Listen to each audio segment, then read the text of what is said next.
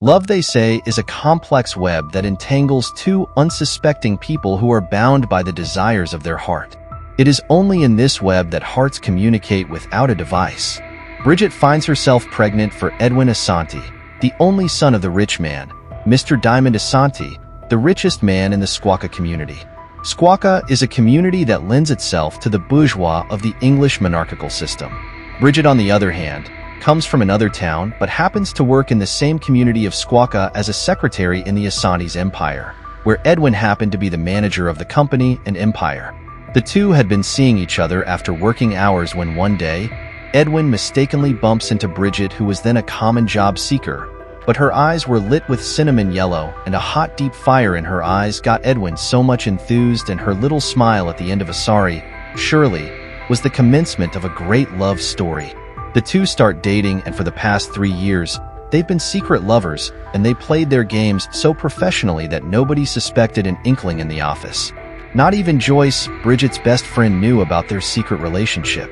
Bridget finds out that she is pregnant and unprepared for the baby.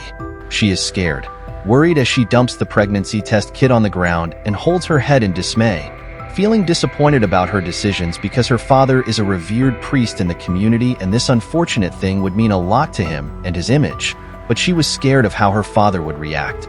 Of course, she knew her mother was more loving, caring, and understanding than her strict father, who would assume that she had disgraced. Bridget told her daddy. His first reaction was, "You have utterly disgraced me and I am totally ashamed of you. I mean, how could you do this to me? Do you reckon you've disgraced me? I am a good man to hit you and kill that bastard in your belly. Calm down, dear. This is not a matter of getting angry. It has already happened. Let us look at the way forward and see how we can quickly get both families to come together and make sure that at least he savors a last respect for the family." Indeed, this was no good news to her. She only kept quiet all the while, when her father was livid and rained his pains on her, making her sob quietly. "It was but a mistake," she said, not knowing that this would be the way my father would react to the situation. Lo and behold, a similar meeting had gone on the lavish home of the Asantes. In fact, Mr. Asante wasn't also happy with the news that his son had brought, especially knowing what he stood for. This was far more than he could take. He uttered almost the same thing at the opposite end. "You have utterly disgraced me and I am totally ashamed of you. I mean, how could you do this to me? Do you reckon you've disgraced me?" Regardless, Edwin was calm and didn't react when his father said all these painful things to him. He realized it was all his mistake, but he couldn't talk. He only kept quiet and watched his father yell and say all he could say.